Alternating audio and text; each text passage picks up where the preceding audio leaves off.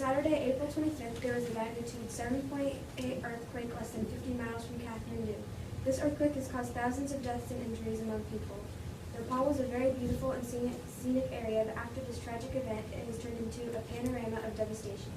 For days after the earthquake occurred, people were too afraid to go into their own homes because they were afraid of aftershocks. Kathmandu Valley has been said to look like a war-torn city. Families are out on the streets because their homes have been completely destroyed, and it's terrible because they know that there was nothing that they could have done to stop it. This story is important because thousands of people died and were injured, and so many people just had their lives turned completely upside down. Natty Katie with National News. Thanks, Claire. On Monday, April 27th, Maryland's Governor Larry Hogan declared a state of emergency in the city of Baltimore.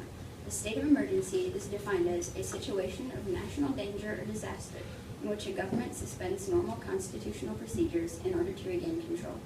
The reason a state of emergency was declared was due to the death of 25-year-old Freddie Gray, caused by spinal injury. It's unclear whether or not he suffered this injury while he was in police custody, and this led to the suspicion that protests would become violent as people were upset with the police.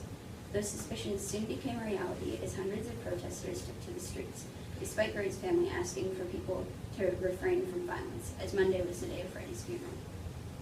Protests had been peaceful, but when the sun went down, the flames went up. Several locations, including a retirement home, had been set on fire, and police had even lost control of the street. The next evening, a 10 o'clock curfew had been placed, and few obliged. Though some tried to get people off the streets, police were again involved. Protests continued, though it is not clear whether some are violently protesting or simply being violent.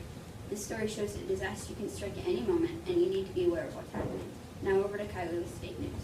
Thank you, Katie. Today in state news, a recent outbreak of HIV in Indiana.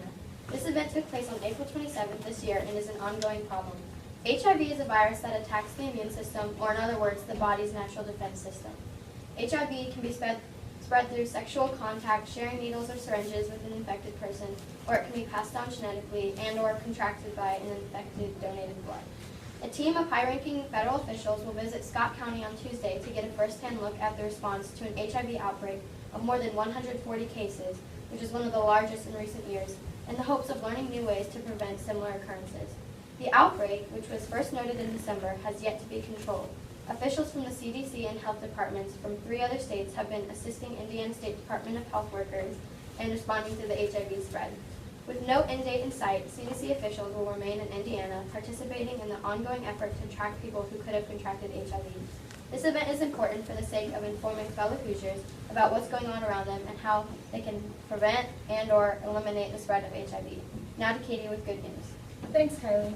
Last week, 18-year-old Christian Truesdale left the Aldi food store where he worked so he could walk home an elderly man named Bob. Samantha Brady posted a picture of the two men on Facebook and wrote that while Bob wasn't very agile or fast, Christian was patient and kind. The social media universe went crazy for the photo. Fans sent messages of support and called for other youth to follow the good neighbor example. The 250,000 likes on her Facebook page also spurred Samantha to set up a nonprofit elderly grocery service, something she's always wanted to do. Bob was delighted with his newfound fame at his old age. He was saying he should be proud to have a caring son like him. It really made our day, and we are proud to have him now as a friend. On Sunday, Christian and his manager showed up at Brady's home with flowers and wine, thanking her for her help in spreading the love. The story is inspirational because it shows how teenagers can make a difference in some people's lives. Join us next week for another episode of TCSN.